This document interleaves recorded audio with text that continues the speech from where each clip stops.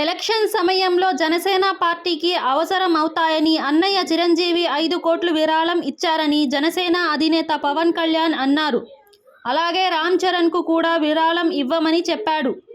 తెనాలి సభ నుండి చిరంజీవి గారికి మనస్ఫూర్తిగా నా కృతజ్ఞతలు తెలుపుతున్నానని పవన్ అన్నారు. ఎలక్షన్ టైంలో నీకు ఎంత పనికొస్తే నా 5 కోట్ల రూపాయలు నీకు ఇస్తా ఉన్నాను. అక్కడితో ఆకుండా రామ్ చరణ్ గారికి కూడా చెప్పారు. ఈ మధ్యనే వేల్ యూనివర్సిటీ డాక్టరేట్ పొందారు.